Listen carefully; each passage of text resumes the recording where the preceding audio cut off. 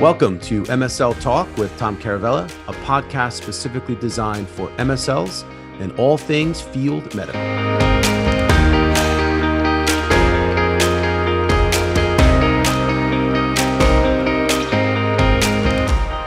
Hey guys, welcome to the podcast. My guest today is Anita Carvalho, Talent Acquisition Specialist at Fairgene, and we discuss the most common and not so common interview questions and how to handle them. I hope you guys enjoyed. It's a great conversation, and don't forget to follow us on YouTube and Instagram. Thanks a lot. Hey, Anita, thanks for joining me. How are you? Hi, Tom. Good morning. I'm well. Thank you. How are you? I'm good. We're laughing because it's like a blooper reel over here. We've had technical glitches since we started this podcast, but I am so excited that you are back. This is your second appearance on this show, and your first appearance was amazing. An incredibly popular episode, so I know this one's going to be great as well. So are you excited? You ready? Very excited. Thanks so much for having me back. It's a lot of fun. I'm glad to be back with you, and it's always nice to connect with you. Yeah, I love it. So why don't you do a quick intro, let everybody know kind of what you're up to these days. Sure. So I am a recruiter in Boston, and I've been doing this for almost 25 years. And I know you've heard this before, Tom, but I always follow that up with I started right out of the womb. That's how I'm obviously so young and able to do this for so long. But I have been recruiting in Boston now as a recruiter for all these years. And what I'm doing currently and what I've done for the last few years is really to join a company when they're at that moment of a big build out. So pre-launch, help prepping them, help to prep them, help to build out teams and just kind of get them ready to enter the marketplace with a new product. Awesome. That's great. Yeah. So that, you're the perfect person to have this conversation with, because our topic today is on the most common interview questions, the good, the bad, the ugly kind of thing. So why don't we jump into it? I mean, so many people ask me for help with interviews and what can I expect? So the idea with this podcast is to give people the ability to hear about interview questions and maybe have an understanding on how to answer them or how to prepare for them. So maybe jot some of these down and have some takeaways as far as what you can expect on an interview. So absolutely. Why don't we start from like the beginning and the most obvious? So when you're interviewing and when you see other folks interviewing MSLs, what are some of the most obvious questions that they can expect? Definitely. So I think I don't personally start with this, but I know a lot of hiring managers will start with the tell me about yourself and sort of want people to kind of walk them through either their background or, them as a person. And I think that's one that everybody should be ready for sure. For sure. And you're going to get it, not just on MSL interviews. Anybody that's listening, that's something that you're going to hear at some point in time on your career. Yes. And it could be a trap because you could take the long road and take 20 minutes to answer that question, or you could take the short road and just give them one sentence. What's your advice? Like, how can somebody prepare for that? Great point. No, I totally agree with you. So I think sort of preparing an elevator pitch, if you will, about yourself and sort of your background. So what do you want this person to know about you? And maybe, if you think about an elevator ride, what is it, 30 to 90 seconds? I think anything longer is going to probably be too long, frankly. Yeah, for sure. So that's perfect. Just have something prepared, be succinct. Don't be obviously too long, but don't be too short. So elevator, that just totally makes sense. Would you say that it's good practice to keep your answers to about 1 to 2 minutes? I think so. I've coached people on this before, and I think sometimes if people aren't sure whether or not they're truly answering the question being asked, it's okay to sort of have a quick check-in and say, is this what you were looking for? Or am I getting at what you were hoping to hear from this type of question or something like that? just Yeah. to kind of do a quick check-in. But I think we just want to be mindful of just kind of going on too long. And at that point, we sort of run the risk of rambling a little bit. Right. And if you do the check-in, if the person is really hoping to hear more, then you can keep going. If they say, oh, no, that was great, then you know you didn't go too long. So that's great. Definitely. I think that's awesome advice. So Thank you. No, I what's agree. next? I think people should always be ready for, what do you know about our company? What do you know about our organization? And why would you want to work here as opposed to, the other biotech and pharma companies right around you or in the area or across the street kind of thing? And this one, it's such a no-brainer.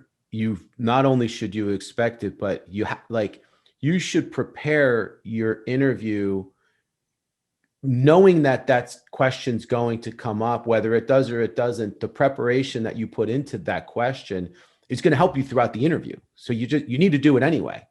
Right. Do your research, be prepared, have a 1 to 2 minute answer to that, and then you can use it at different points throughout the interview. Correct? Definitely. I Cool. think so, for sure. What other kind of basic questions might people want to prepare for? This one we might want to caution people on a little bit, but the sort of walk me through your resume question is an interesting one in terms of where people can can go with that. And I think sort of that same kind of thing around the duration of time in which the person responds, just be mindful of kind of covering too much. I think just enough, really kind of hitting that sweet spot for that one. And that goes back to like, what do you cover? Because you have this body of work. Let's say you have 25 years of experience, or you have 5 years of experience, or whatever. Or let's say you don't have that much experience. Like, you can't be like, well, I went to grammar school at, John F. Kennedy Jr. Like you have Right. to really focus on the highlights, the achievements, tell your story, but you have to really do it in a tactful, concise manner, right? Definitely. And I think, what do you want the interviewer to know about you and your background? And so when you're answering some of these questions, think about that. What's most relevant for the interviewer to know about your background as it relates to the job or the company or you as a person, and kind of why you're motivated for this opportunity. And really, if you can hit those sort of highlights, I think that you've crushed it then. Yeah. And I kind of feel like when that question comes about the resume, I almost feel like the next question is, well, I see you're working at XYZ company. Why do you want to leave that organization? Right? Probably. Definitely. That always comes up. Absolutely. I actually always ask that one. I agree with you for sure. Which is another, not trap, but this is where you really have to be careful, because the tendency is to sometimes people get negative Mhm. and they start talking about their situation, their boss, their this, their that. They focus on the negatives. And that's the other trap, is that when you're describing why you want to leave a certain place, you really have to try not to get negative, right? I agree with you. Certainly. Definitely. Keep it on the positive side. Maybe the lack of growth might be a reason why you want to leave. Maybe you've helped the company launch and Yeah. now they're sort of in a status quo, if you will, kind of mode, and you're ready for that next challenge. Yep. Responses like that, I think, jive well with interviewers. Totally. Yep. Mhm. Awesome. We're on the same page. Totally. So, Yep. all right. What else would you say in the normal kind of basic interview questions? Another one that I would actually say is, in terms of selling yourself, sort of what's your greatest strength? And people want to hear, what are you bringing to their organization? What are you bringing to their team? Hmm. That's sort of a layup. I feel like people can crush that. But again, definitely say something that's pertinent to the opportunity, and something that you would want the interviewer and the company to know about you. Yeah.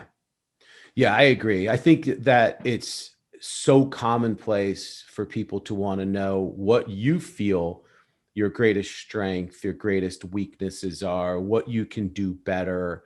So I think those are questions you really need to be prepared for, right? Yes. I feel like everybody uses the same thing when it comes to what's your greatest weakness. Well, I'm a perfectionist. Like they try Yeah. to find something that's not really, it seems like a negative, but it's kind of a positive. Like, is that your Right. experience? It is. I have to tell you, Tom, I always ask for the greatest strength in one developmental area that the person would want to improve upon. And I have gotten some questions on the developmental area one that have, or some responses, I should say, that have really kind of floored me. And when I've taken them back to the interview team, for the debrief and whatnot, sometimes that has cost the candidate the opportunity, in my experience. Yeah. Yeah, I think you got to Mm-hmm. be careful there. I think you want to be honest, but you don't want to bury yourself at the same time. It's Right. easy for me. I know the challenge for me is I'm a talker. I have to control myself. That's really my big thing is I have to control. I'm long-winded and I have to control it. And I think that, I'm long enough in my career that I can do it, but as I'm showing right now, because I'm still talking, like I'm still working on it. You and me both. I was the child in elementary school that had to, get my seat moved constantly because I was chatting with friends. Oh my That's God, what that was happens so when you're me. so social, right? I know. My wife gets mad at me. She'll be like, send me out to the store. I'll come back 4 hours later. She's like, well, who'd you run Same, into? same. All right. So what are there others that are like kind of in that basic category that we should probably go over? Maybe the question that we discussed around what's one thing that you would like to do better and sort of your plan for improving that wine item Yep. or that, kind of one area. I think that could definitely come up and does come up, I should say Yep. as well, for Yeah. sure. Yeah. That's another one of those. It's kind of a different way to package that question. Right. But if you're prepared for any of the above, the idea is to write these questions down or research questions on the internet and then prepare answers and practice those. Yes. So that one kind of gets packaged in with maybe some of the others, like whatever your answer is for the what's your greatest strength, you could probably use for that. Or, what's the one thing like some of these answers can be repackaged, right? Definitely. I think I'm recalling our last podcast that we did, which was just prepare, right? And this Totally. reminds me of some of the things we discussed during that podcast. The more prepared you are, the better. And probably with anything in life, but definitely with interviewing. Yeah, no question about it. Cannot stress it enough. Let's move on to Mhm. questions that would be specific to MSLs. So the questions we just covered, really any interview, basic questions, MSLs might expect those, but they also Yes, might expect some specific questions about the role. What agreed. might some of those be? Definitely, I've been hearing this one a lot lately. I think science is changing so quickly, technology, I mean, everything is moving so fast. So, how do you stay current in the field is one that's been coming up quite a bit. Have you experienced this as Yeah. well? Yeah, that's a big one. I feel like, especially with the pandemic and all of the changes, I think that hiring managers want to know that MSLs they're nimble, they're adaptable, they're rolling with these punches, and they're staying on top of things. So you should definitely be prepared to show that you're on top of the market, you're on top of things, and you're evolving with the industry. Absolutely. And to What piggyback off, oh, go Yeah, ahead, Tom. what else? I know that there's some real good specific ones. Hmm.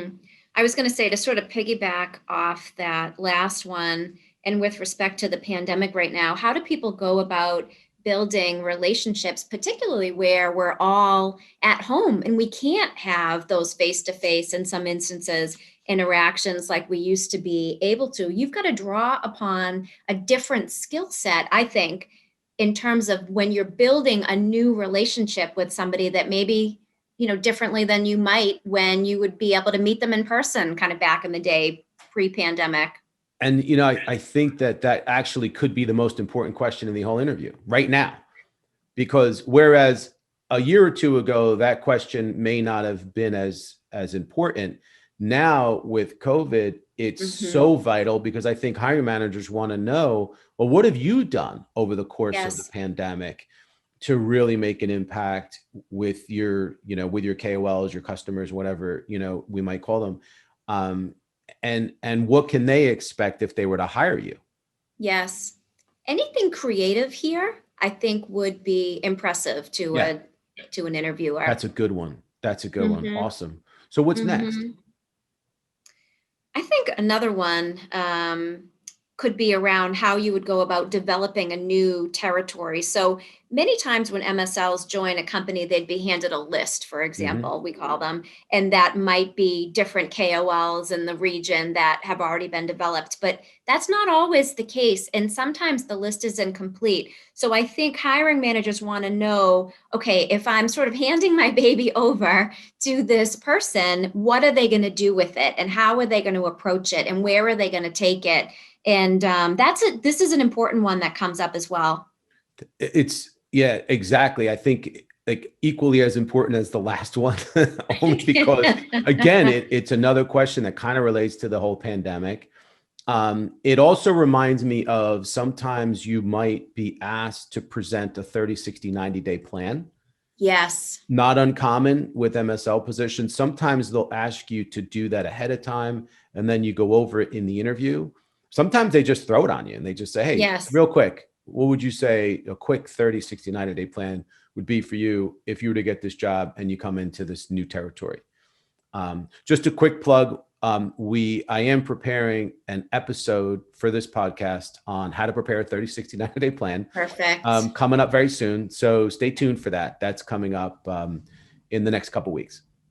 That'll be really helpful for people because one thing I think that's interesting if you're thinking about that is if it's a new product that hasn't been on the market yet, how are you going to approach it? And in some instances, the company might not quite know, it might not be fully fleshed out for them yet how they would, kind of approach it for themselves. So that'll be an amazing podcast. That'll be really helpful for Yeah, people. I'm looking. Definitely have that ready to go. Yeah. Yeah, I'm looking forward to that one too. I think we'll all Good learn a lot one. about that. So what's next? I think therapeutic area, we were talking about this a little bit in preparation for this today. And, what is it about the therapeutic area that motivates you? What do you know about the therapeutic area? Okay. Yeah. So on we had a little bit of a glitch on that real quick, but just to reiterate, I think that I agree with everything you're saying. I think that the scientific, acumen, Mm, the passion for the science is so important. So I think that this is a place where you can really make an impact with a hiring manager and folks within an organization that are passionate about the science. So I think absolutely. those are great questions. Definitely. No, I agree with you. Okay, what's next? Another one could be why do you want to be an MSL at this particular organization? So, not really generally speaking, why do you want to be an MSL, but why do you want to be an MSL here? I think I think that will definitely come up for an MSL interview. Yeah. And I think Mhm. that's kind of a layup. I think it's almost kind of goes back to why do you want to work for this company, but maybe Right. you tailor it a little bit more and talk about an upcoming launch or the excitement for being on this specific team or Right. something that is specific to that group. Absolutely. Definitely. I agree. Yeah. Mhm. Is that it? I mean, are we on to the next section? Did we cover everything? What do you think about, I don't know how often you think that this might come up, but what about sort of a mistake that you've made maybe in your MSL role that you've learned from previously? Do you think something like that could come up, Tom? It could. I think it could. I think that sometimes managers want to learn, they want to dig a little bit and they want to Right. learn a little bit more about someone and find out if they can give examples. And we're going to talk about the STAR technique and situational interviewing and behavioral questions and that sort of thing. But Yeah, that's fair game. I think that kind of falls right in line with some of the things that we might kind of hear sometimes. And I think it's okay to present yourself as somebody that's made mistakes, right? And how you've learned from them and how you've sort of adapted. None of us is perfect. And I think, in an interview to sort of let people see that side of you, that's okay. That's what makes people human. And I know when I'm on this end interviewing candidates, I always appreciate, that someone sort of has that humanistic side, and they show it. Yeah, for sure. Yeah. All right. So what's next? What do you think about kind of some wacky questions? Do you want to go there next, or do Yeah, you let's want talk about, so there were some there were some wacky questions that I've had candidates present to me that, because we'll ask, how did the interview go? What did you think of the manager? And then sometimes people we'll ask them what questions did they ask? And we get these crazy questions. Yes. So yes. what are you familiar with? I remember one company that I worked at, and it was pre-launch, and we were doing some really serious building. And I remember a hiring leader used to ask, if you could be any animal, what animal would you be? Yeah. And why? Yeah. Well, I've heard the same thing. If you could be any car, what car would you be? So there's different versions of that question. And I think Yes. people are just trying to get an idea of what the person is like. What's the Yes. last book you read? What's the last movie you saw? That's just to kind of get a deeper dive into the person, into the individual, right? I think so. I think it's probably pretty harmless, and honestly, probably not a wrong answer here. Yeah. I think. What about any other really wacky ones? What about, this was a funny one that we had listed here. If you were a pizza delivery man, how would you how would you benefit from scissors? I know you had listed that one. Yeah, that's right. Right. If you were a pizza delivery man, how would you benefit from scissors? I mean, that's a real interview question. Come on. Yes. So I don't even know where to go with that. Now, here's the thing. I don't expect someone to ask that on an MSL interview, because this is a very, very, it's a professional environment. Right. But you never know, right? Yeah. What was the other one? There was a hot dog one. What was the hot dog one? This one is killing me. I've been laughing about this one since yesterday. Is a hot dog a sandwich? Is a hot dog a sandwich? That's a fair question. Is a hot dog a sandwich? I mean, it's a piece of meat between two pieces of bread. Would that qualify as a sandwich? I don't know. Questions of our time. I don't know. I don't know. I think a hot dog just stands in its a hot dog's a hot dog. It's got its own category. It does have its own category. I think you're right, especially in the summer at a baseball game. Yeah, for sure. But these are funny. I think you might expect some creative questions sometimes. Maybe not as wacky as this. Yeah. I think so. I think our point is just to kind of be at the ready for those and not to let it throw you too much. I think maybe even just kind of have fun with it and sort of let your hair down, similar to what we're doing now with it. Kind of just let your hair down a little bit about when you get a question like that, I think. I totally agree. I think that's the best way to go about it. Don't get frazzled, just, kind of laugh, because if the person's asking it, they have to realize that there's going to be a humorous element to it, but they also want to see the person's reaction, how creative they are, what they come up with. I think the other thing too, is that they're trying to look to see if the person gets totally derailed. Yes. So, so I think stay informed and you'll be fine. I will say to you, I have in the past, when a candidate has been really, really nervous, not necessarily worked in really wacky questions, but worked in something to kind of help them sort of, ease their anxiety a little bit, or kind of ease their mind a little bit. So that could be a tactic that an interviewer uses as well, if they sense that the person's really nervous. Yeah, for sure. What was the there before we go to the next section? Wasn't there an American Idol question? If you could sing one song on American Idol, what would it be? Yeah, I mean, that you kind of, you're definitely a little flat-footed on that, but I would hope that you would wind up saying something inspirational as opposed to like, something that's inappropriate. Right. Well, yes, that's true. So I don't know, but anyway, let's go into the behavioral questions, because I know a lot of people have trouble with these. We always get asked, do I need to prepare for situational or behavioral questions?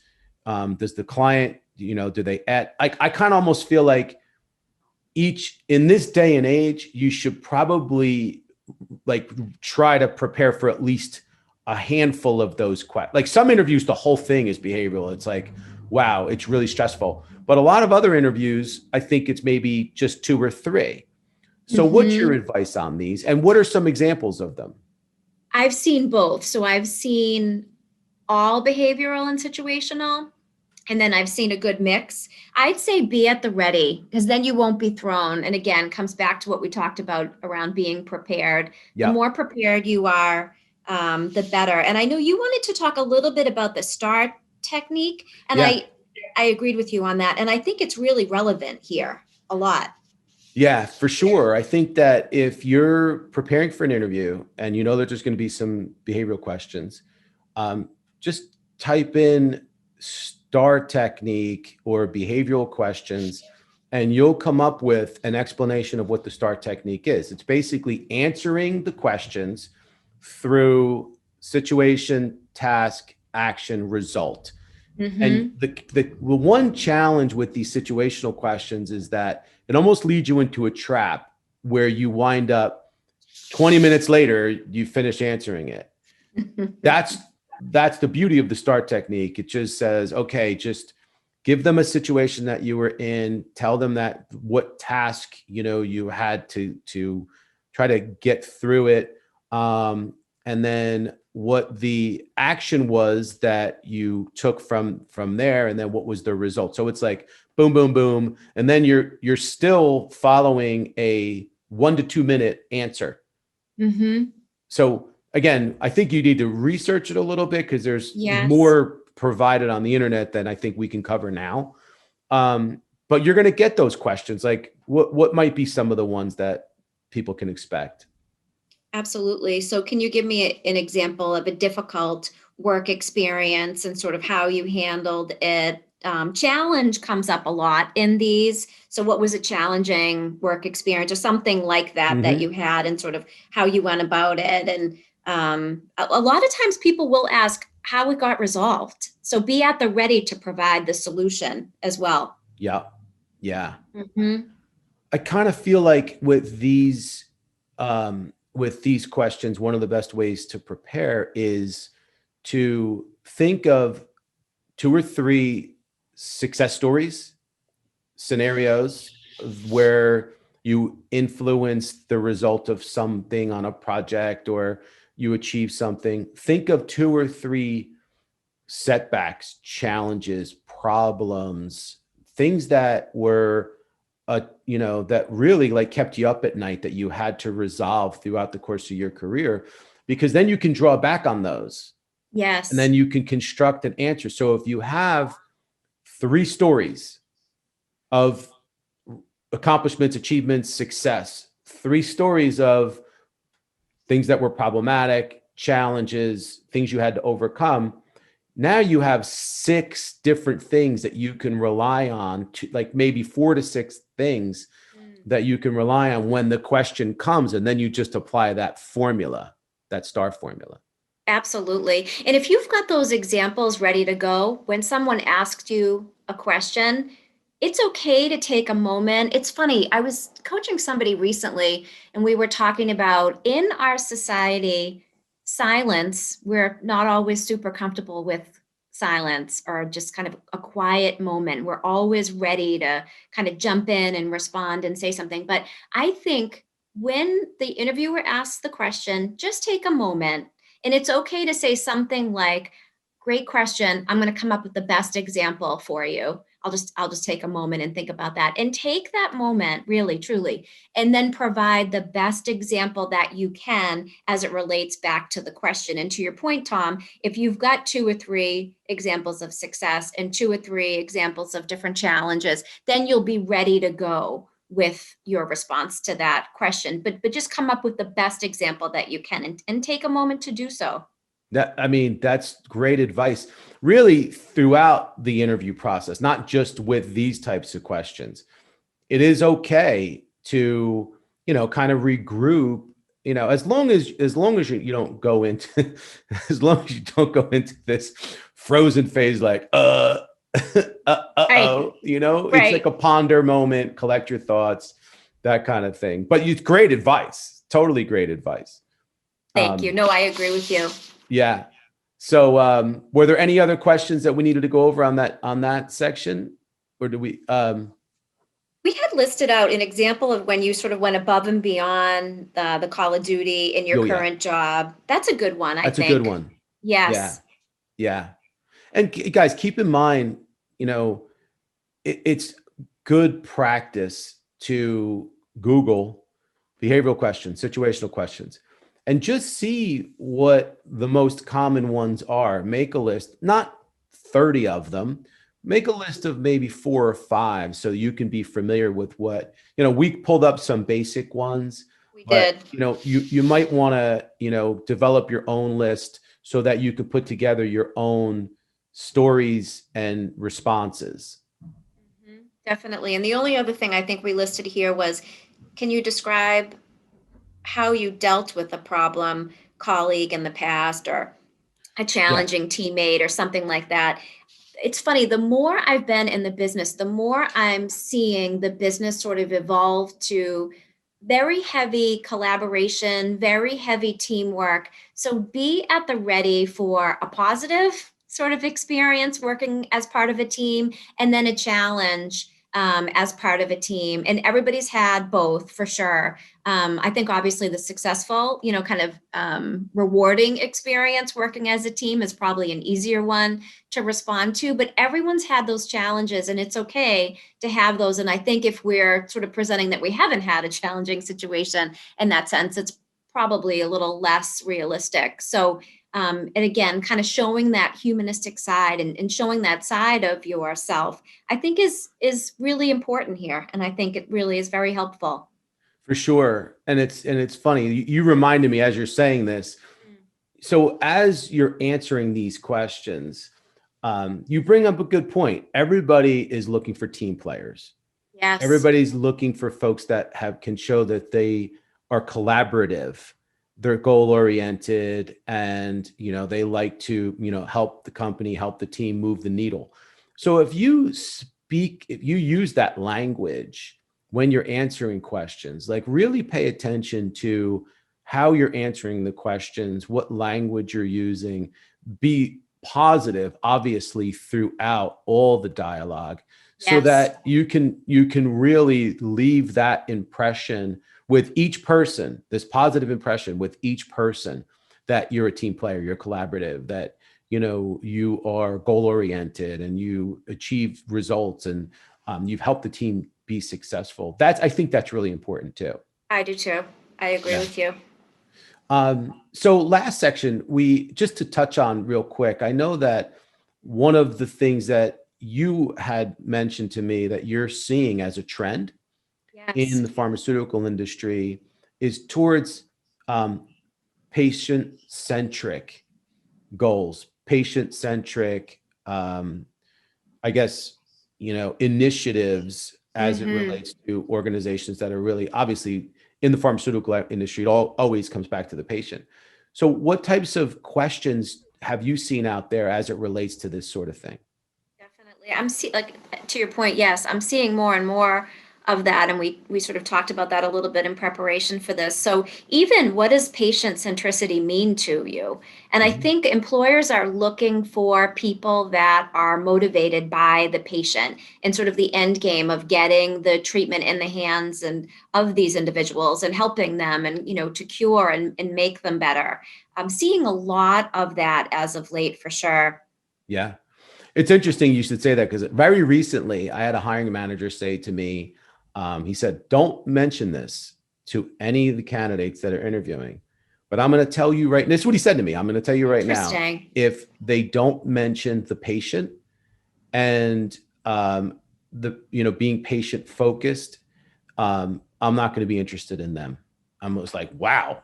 So maybe there's something to be said here about using the word patient-centric and being prepared for some of these questions, but showing how you've been able to influence patient care in whatever way you have in your career. Definitely. Even how would you even go about describing a positive patient experience or Mm-hmm. something like that? I think maybe have an example ready for that as well. Yeah. No, I think that's good advice. And these are, these are things that I honestly, and I'm so grateful that you brought that to the table, because it really made me think, back about some of the recent experience that we've had with different hiring managers. But it's showing a trend, and I think that we need people to be prepared for that. I agree with you for sure.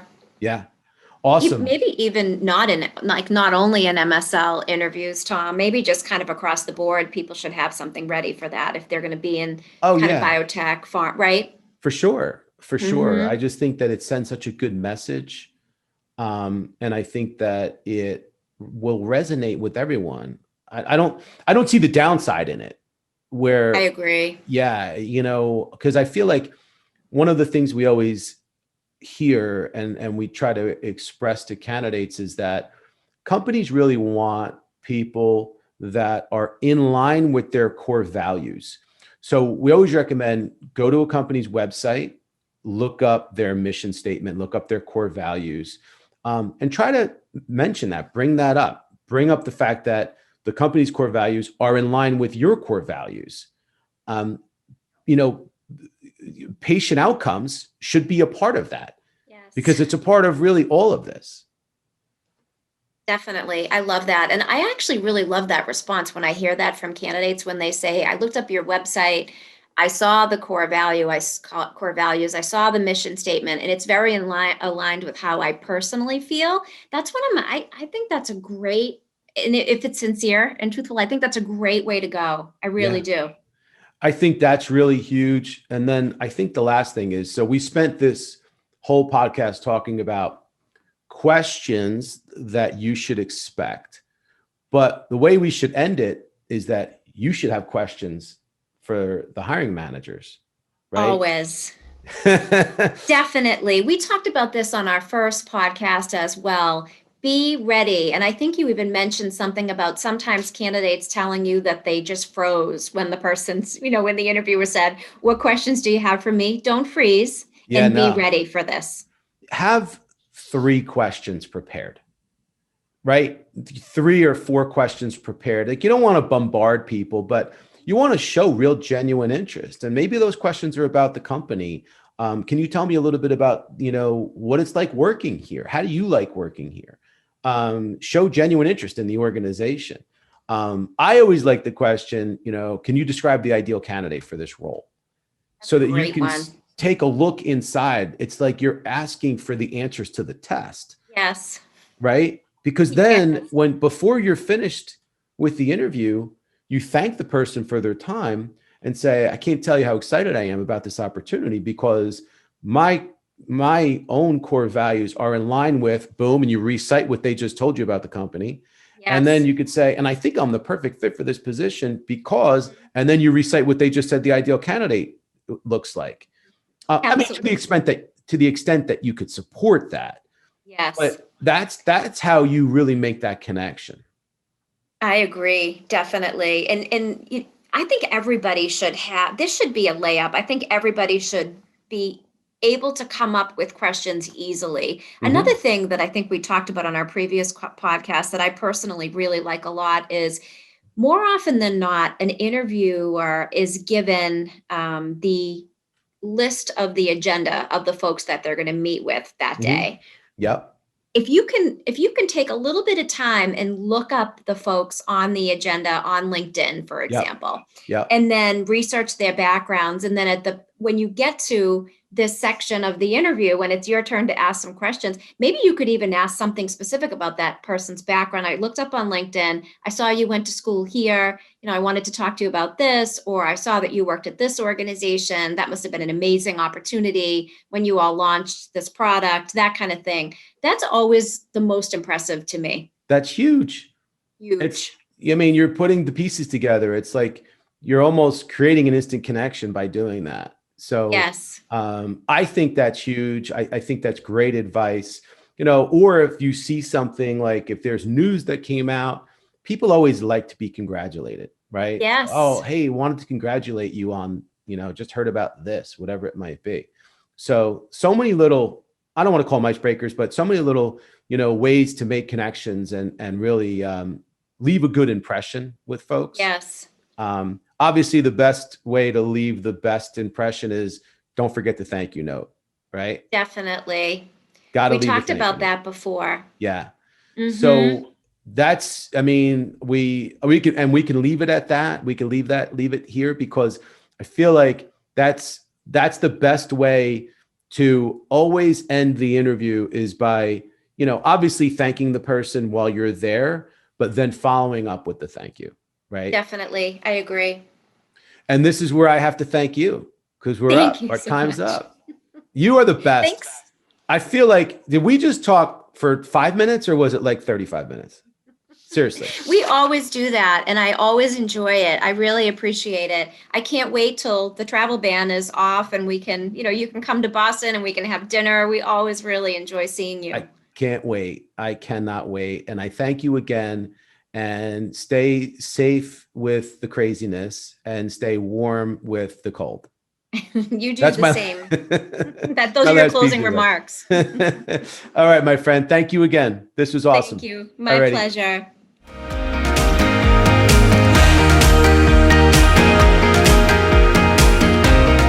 Thank you so much for listening to the show. If you've enjoyed it, please subscribe so that you don't miss episodes in the future. And feel free to leave a rating or a review or a comment.